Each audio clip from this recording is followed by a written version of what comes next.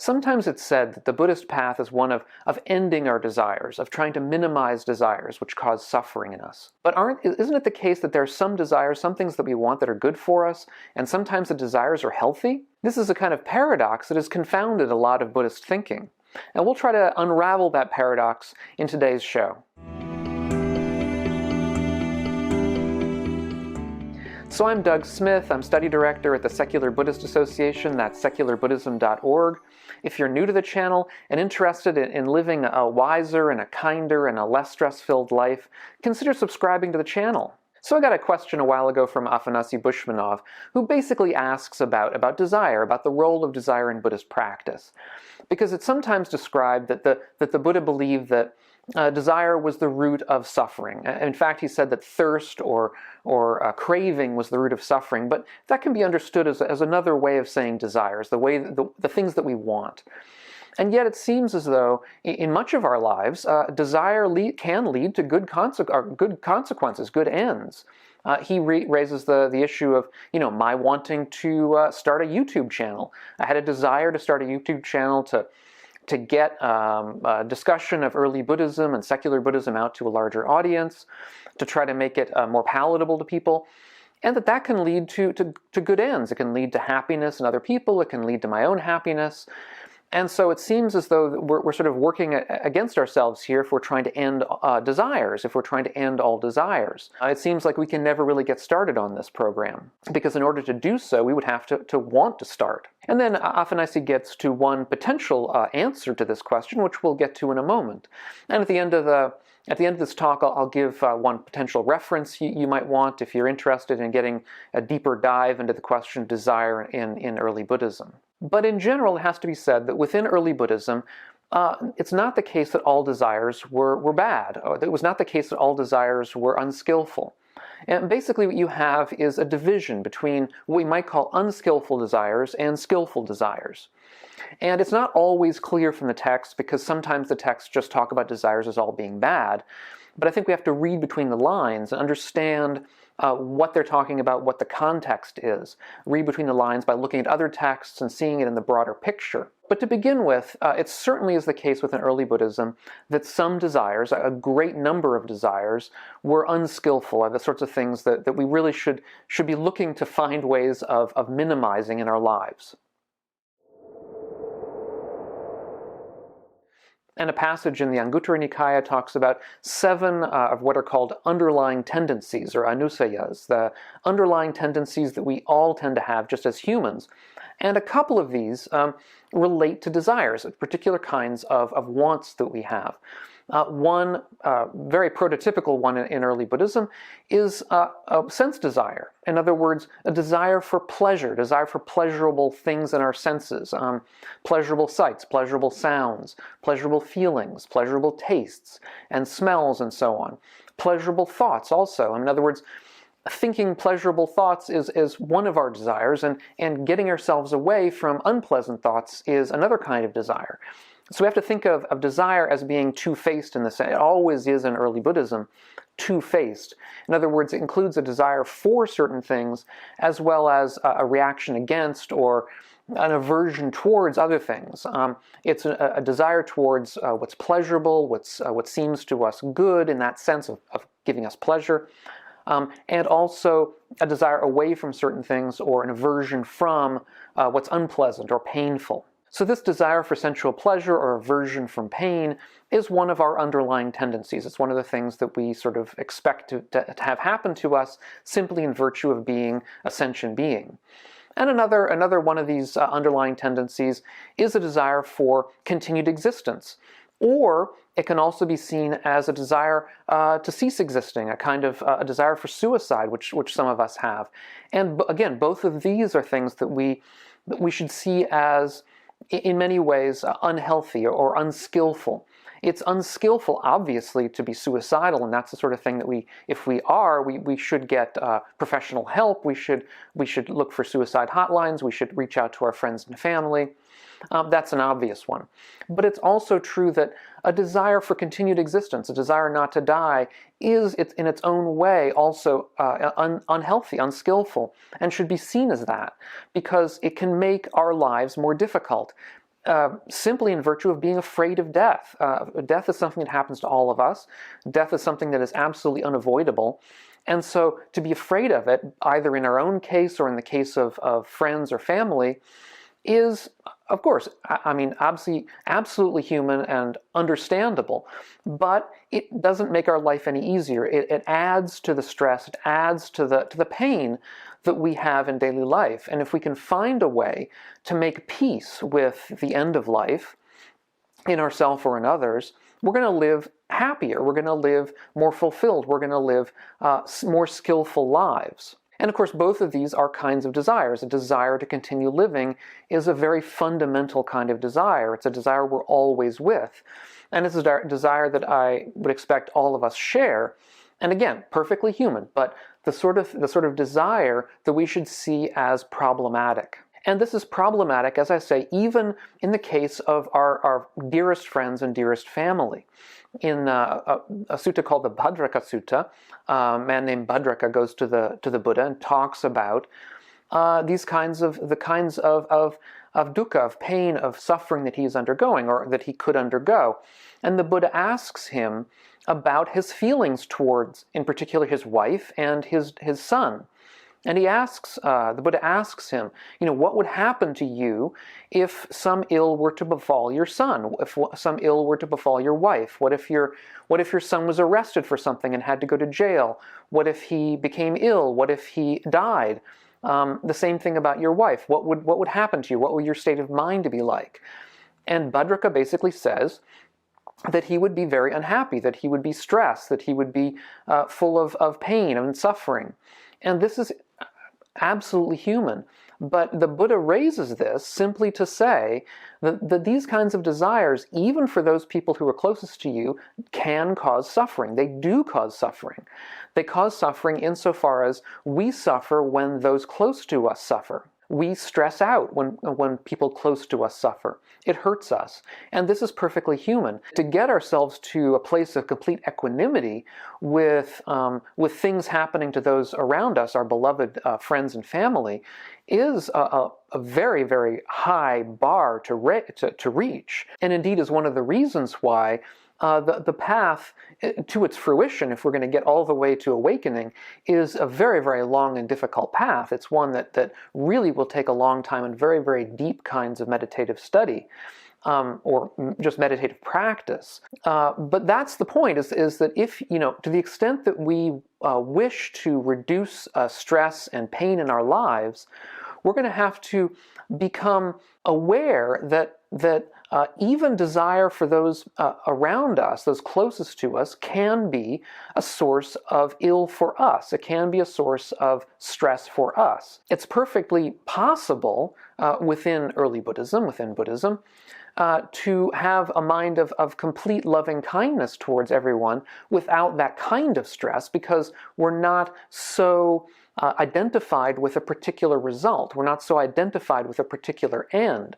We're not so identified with somebody doing well in the future. It might be, let's at least consider as an object of meditation, whether it's possible for you to be completely loving and completely open and a completely good person while remaining equanimous with the possibility of bad things happening to people that you love. You might say, well, what help am I doing them if I'm stressed out and I'm in pain while they are? If I can remain equanimous and in a place of loving kindness, even while some ill is befalling people close to me, I can be of more help to them, rather than being stressed out myself. Our attachment to sense pleasures and our aversion towards sensory pains is a source of stress, is a source of suffering. It is in a very famous sutta. It's the second arrow. There's a very famous sutta where the Buddha discusses how a wise person responds to pain. And he says, pain is unavoidable. The Buddha says pain is unavoidable. Pain is like somebody shooting you with an arrow. If someone shoots you with an arrow, you're going to be in pain. There's no way to avoid that. But the stress we put on top of it, the attachment towards good ends, is like sticking yourself with a second arrow after having been shot with the first one. The first one is unavoidable. The first one happens to all of us. The second one, the arrow of our own psychological suffering because of our attachment to certain ends that aren't being fulfilled, that is something that is avoidable. It's avoidable in practice. If we can see our way towards those kinds of ends in practice over long periods of time, we can at least reduce the pain of that second arrow to the point where maybe we're only experiencing that first arrow most of the time. And we're not beating ourselves up, or we're not stressing out, or we're not in suffering, psychological suffering over our own misfortunes or the misfortunes of others, which of course happens. It's something that is unavoidable. So these are all examples of unskillful desire. Unskillful desire for sensory pleasures, unskillful aversion towards sensory pains, whether those be in ourselves or in those close to us. But there's also the example, which really we have to keep in mind, of skillful desires within early Buddhism. So, for example, in the Bhumija Sutta, the Buddha discusses how it's possible to progress with a desire for progression. In other words, it's possible to get ourselves farther along the path while we desire to get farther along the path. They're not necessarily in conflict. The only thing is, we'll get ourselves farther so long as we're following the Eightfold Path, as long as we're following right view and right intention and right livelihood and right action and right speech and all the other ones, which I've discussed in prior lectures. I'll put a link up here on the screen if you want to hear about the Eightfold Path, which is sort of one central way of understanding Buddhist practice. So as long as we're practicing correctly, the desire to practice or the desire to reach a certain goal isn't any problem. It isn't going to be a hindrance to us. And it's also, it has to be said, it's also possible to progress without a desire. As long as we're practicing correctly, whether we have a desire for that end or not doesn't really matter. What matters is correct practice. Conversely, if we're not practicing correctly, then we're not going to progress in the right direction. And so whether we have a desire or not isn't going to really matter in that case either. We're not going to be going the right way. There's been, I think, within Buddhist history, and certainly within also a lot of modern retellings of Buddhism, a lot of ink spilled and air let out about this kind of apparent paradox of desire within Buddhist practice. And there's a very interesting sutta within the Pali Canon that touches on this. It's called Unaba the Brahmin, and Unaba is a Brahmin who goes up to the Buddha, or not actually to the Buddha, but to Ananda, who is one of the Buddha's chief disciples, his sort of attendant, and asks this question. He basically raises the question to Ananda about this. He says, the Buddha's path seems to be a path of ending desire. That is, we practice to increase our focus, our attention, we practice our concentration, and we're supposed to be practicing these things in order to sort of overcome our desires. But Unaba says, if that's the case, if I've described the Buddha's path correctly, then it's a path without an end, because, as he says, you can't overcome desire by desire. If what you're doing is desiring a certain end, let's say wanting to become more focused in meditation or wanting to cease to have desires, well, you're getting in your own way, right? You're already wanting something, so insofar as you're wanting it and that's leading to your practice, you're not going to start unwanting, right?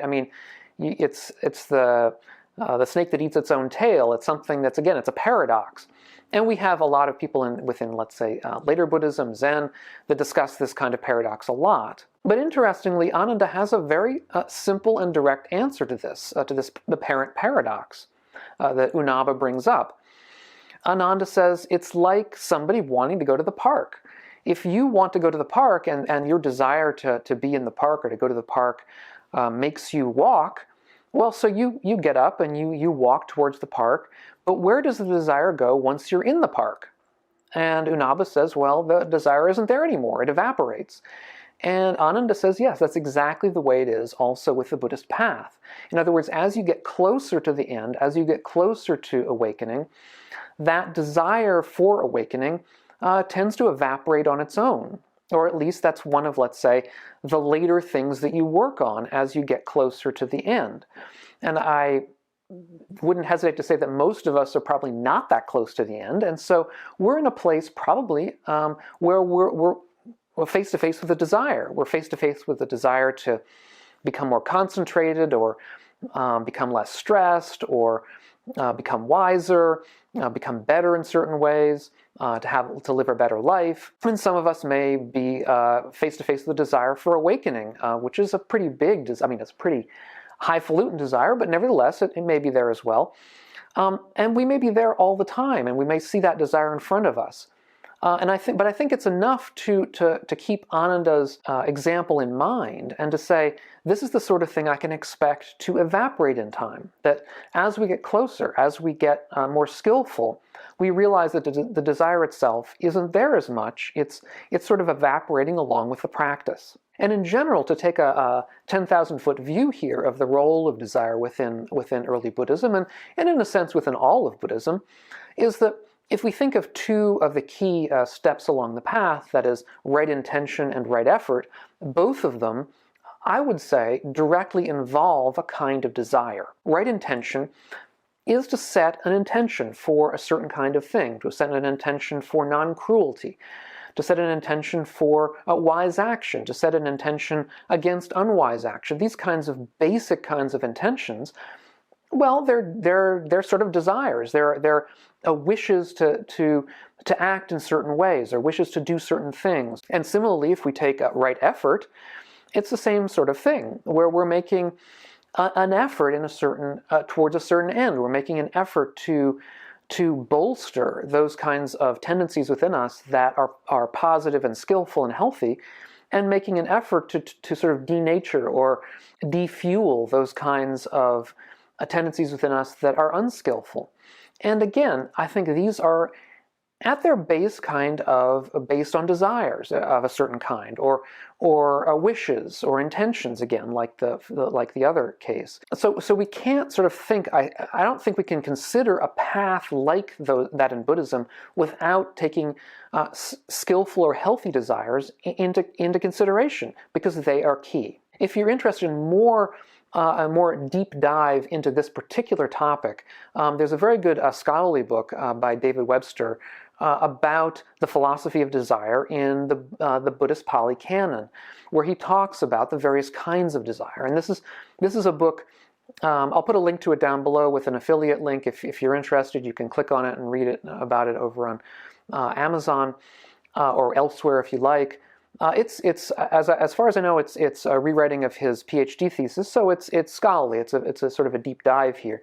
But I think for a lot of us, the role of desire in Buddhism is, as I say, something of a paradox, and something that might benefit from some unpacking, and David Webster does a very good job of that. And if you have any questions about desire in Buddhism or early Buddhism, put them down below. I'd really be interested to hear how you practice with desires like these, skillful and unskillful ones, and what role you see them playing in your life. And if you haven't already, please check out my Patreon page.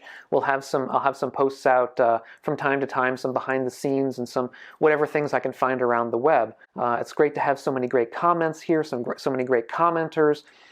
And I hope you enjoy, and we will catch you on the next one of these videos. So thanks so much for being here, and be well.